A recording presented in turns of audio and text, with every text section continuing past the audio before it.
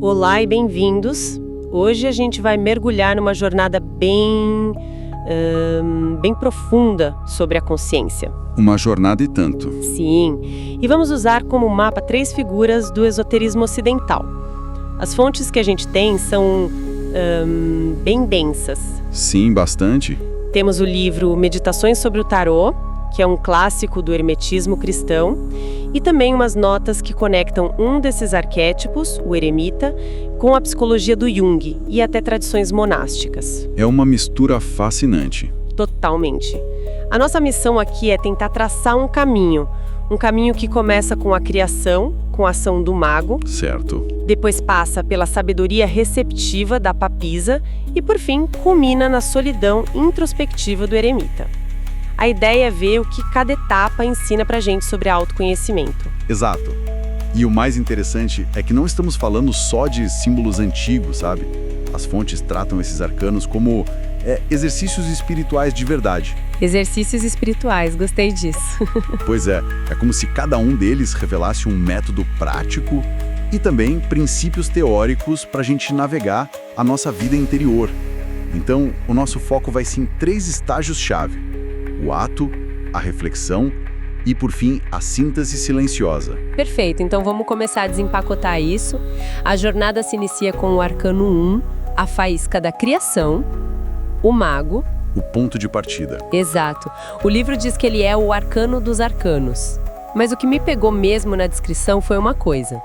A imagem dele não é de alguém trabalhando duro, sabe? Suando. Não mesmo. Pelo contrário, a fonte descreve como um jogo, quase uma performance, tudo feito com uma leveza que parece fácil demais. O que isso quer dizer na prática? Essa é a chave de tudo. Essa leveza não é superficial. Ela aponta direto para a ideia central desse arcano, que é a concentração sem esforço. Concentração sem esforço? Parece um paradoxo. E é. A fonte usa uma analogia ótima, a do equilibrista na corda bamba. Para ele não cair, o que ele precisa fazer? Ficar muito concentrado. Sim, mas como? Ele precisa acalmar o barulho da mente, aquela conversa interna, sabe? As oscilações da substância mental, como o texto chama. Certo. A habilidade dele não vem de calcular cada passo. Vem de transpor a consciência da cabeça para o sistema rítmico. O peito. Ah, entendi. É por isso que o chapéu dele tem aquele formato de lemniscata, o símbolo do infinito. Exatamente. Ele simboliza esse ritmo eterno, contínuo, da respiração, da circulação. É uma concentração que flui, não é forçada. É um estado de presença. Certo. Mas como é que alguém pratica não se esforçar? Isso não corre o risco de virar só uma desculpa para preguiça? Essa é a pergunta de $1 milhão e a fonte aborda isso de frente. Não é preguiça, é maestria. Maestria. Pensa num músico de jazz improvisando, ou num atleta de ponta. O que eles fazem parece um jogo, parece fácil, mas por trás daquela leveza tem, milhares de horas de prática. O esforço já foi feito antes. Já foi feito, foi internalizado. O que a gente vê no palco é o resultado, a ação que flui sem a interferência do pensamento ansioso. A ideia é justamente transformar o trabalho em jogo. Quando o dever se torna um prazer. Isso. E a fonte até ecoa aquela passagem bíblica. Meu jugo é suave e meu fardo é leve. É quando a ação certa acontece, naturalmente. Faz todo sentido. É a diferença do amador, que pensa em cada nota, e do mestre, que simplesmente é a música. E essa abordagem prática do mago tem uma base teórica, um jeito de pensar por trás. Tem, sim. É o que o texto chama de método da analogia. A fórmula que resume isso é da tábua de esmeralda. O que está em cima é como o que está embaixo. Um clássico. Um clássico. Basicamente a ideia de que o universo não é um caos de coisas soltas. Existe uma unidade, uma correspondência entre o microcosmo, que somos nós, e o macrocosmo. E entender um ajuda a entender o outro. Exato. A fonte até diferencia 2 tipos de simbolismo. O tipológico, baseado no espaço, tipo acima e abaixo, e o mitológico, baseado no tempo, passado e futuro. O mago é um arquétipo do primeiro. Peraí, então o risco aqui é confundir a maestria de quem treinou tanto que parece fácil com a preguiça de quem nem tentou. Essa é a armadilha. Exatamente. É por isso que o texto diz que esse arcano é duplo. Ele é um convite para o caminho da genialidade, mas, ao mesmo tempo, um alerta gigante contra o charlatanismo. O charlatão. O charlatão é aquele que imita a leveza do mestre, mas sem ter a substância, sem ter feito o trabalho. Ele confunde falta de concentração com concentração sem esforço. São opostos. Entendi. Por isso o mago funciona como um guardião do limiar. Ele te desafia, sabe? Você está realmente presente ou só está fingindo? Ok, então temos essa energia criativa, essa ação focada e leve. Mas a criação pura, sem reflexão, ela pode ser caótica, né? Não levar a lugar nenhum. Qual o próximo passo? O próximo passo é o reflexo. Se o mago é a faísca, a ação, o arcano 2, a papisa, é o espelho onde essa faísca se reflete. E ganha consciência. E ganha consciência. É aqui que o ato puro, o fogo do mago, se transforma em gnose. Gnose, essa palavra é importante. Não é só saber algo na cabeça, tipo decorar uma fórmula, né? Não, de jeito nenhum. Gnose é um conhecimento que vem da experiência. É um saber que te transforma por dentro. É a compreensão profunda do ato que foi praticado. E para isso acontecer, a fonte fala de uma dualidade legítima. Exato. Se o mago é o princípio ativo, o espírito, a papisa é o princípio receptivo, a água. A consciência plena precisa dos dois. O texto até cita aquela passagem: ninguém pode entrar no reino de Deus se não nascer da água e do espírito. Então essa dualidade não é um conflito tipo bem contra o mal. É mais como dois polos que geram eletricidade? Perfeita analogia. Não é conflito, é a condição para a consciência existir. É a condição para o amor. Você precisa do amante e do amado, né? Certo. Conhecimento existir. Você precisa do conhecedor e da coisa conhecida. A papisa é esse polo receptivo, o espelho que permite que a ação se veja e se entenda. E isso me levou a uma parte das fontes que achei, nossa, fascinante. Um debate sobre dois caminhos espirituais. Um é o da primazia do ser e o outro da primazia do amor ou do bem. Pode explicar um pouco isso? Claro. Essa é uma distinção muito profunda na tradição hermética. O caminho do ser, ele busca a união com o absoluto através da despersonalização. Dissolver o eu. Exato. Dissolver o eu individual no grande oceano do ser.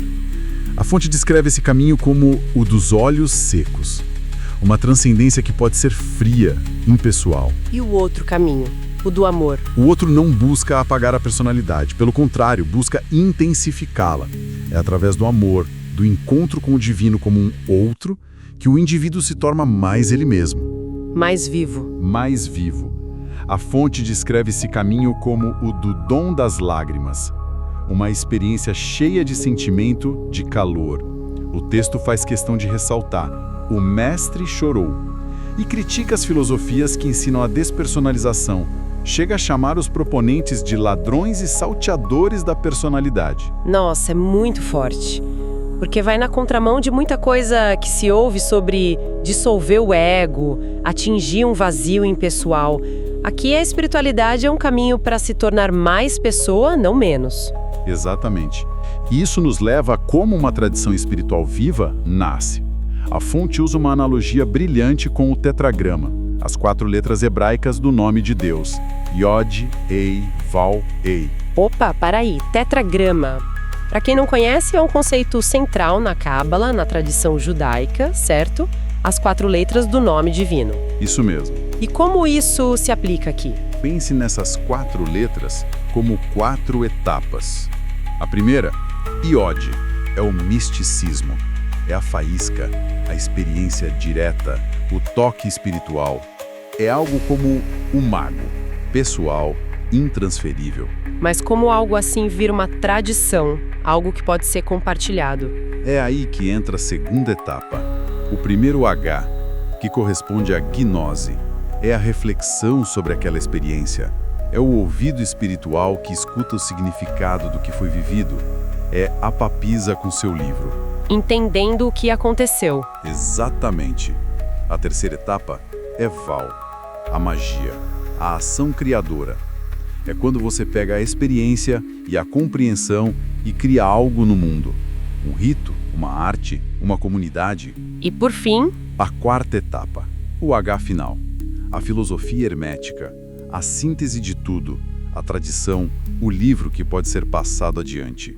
A papisa, sentada, contemplando o livro, ela encarna todo esse processo. O método dela é a escuta, uma memória vertical, lembrar-se do que está acima. uau, que modelo completo. Então, depois da ação do mago e da reflexão da papisa, parece que o caminho lógico agora é ir para um lugar mais quieto, para dentro. É aí que entra o eremita. Exatamente aí. O caminho nos leva do ato e da reflexão para a solidão e o silêncio. E aqui a nossa segunda fonte, as notas sobre o Arcano 9 e o eremita, se conecta perfeitamente. Ele é a figura da maturidade espiritual. Ele já agiu, já refletiu, E agora se recolhe para integrar tudo isso. e a fonte o conecta direto com o arquétipo de Jung, o do velho sábio. Ah, sim, o velho sábio. Isso. Jung dizia que ele é o arquétipo do significado. Ele aparece na nossa psique, em sonhos, na intuição, justamente quando a gente está perdido, Precisando de discernimento. precisando de discernimento. E a lógica comum não ajuda. A função dele, como dizem as notas, é perfurar a escuridão caótica da vida com a luz do significado. É quase aquela voz da intuição que a gente só ouve quando desliga o celular e fica quieto por 5 minutos, né? E o eremita tem ferramentas simbólicas bem claras para isso, a lanterna e a solidão. Sim. E a fonte dá uma interpretação muito bonita para a lanterna. A luz dela não é uma certeza cega, sabe? Não. Não. Ela nasce justamente da tensão, da oposição entre fé e dúvida. É uma luz humilde. Ela não ilumina o horizonte inteiro, só o próximo passo. E ao mesmo tempo que ilumina o caminho à frente, ela revela o que está dentro de nós, as nossas sombras. E a solidão dele não é uma fuga do mundo, pelo que eu entendi. É o contrário. Exatamente. Não é fuga, é uma escolha estratégica. É um meio de se proteger do que a fonte chama de humores coletivos e da cacofonia do coletivismo. Se afastar do barulho constante. Isso, se afastar da opinião alheia, das tendências, das pressões sociais. Para finalmente conseguir ouvir uma outra música. A harmonia hierárquica das esferas. É criar espaço para a própria voz interior emergir. É a necessidade de fazer um detox de rede social em nível espiritual. Mas isso é algo prático? Existe um método para cultivar esse silêncio? Sim, e as notas mencionam uma tradição muito específica. A do hesychasmismo, dos monges do deserto. A palavra grega hesychia significa quietude, silêncio interior. Hesychasmismo. O método deles era a oração incessante.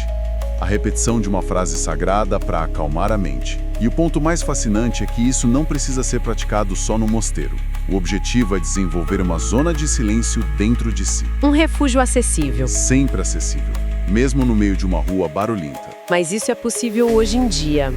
Criar uma zona de silêncio com a vida caótica que a gente leva. Notificações apitando o tempo todo. A tradição diria que não só é possível, como é essencial. O silêncio que eles buscam não é a ausência de som exterior. É uma atividade interior profunda. Entendi. É criar um espaço onde a mente para de tagarelar e o coração pode se abrir. O objetivo final dessa prática, segundo os hesychastas, é a purificação do coração para que se possa ver a Deus, ou, numa linguagem mais secular, para que se possa perceber a realidade de forma mais clara, sem o filtro do ego. Então, quando a gente junta tudo, o que temos é uma jornada bem completa.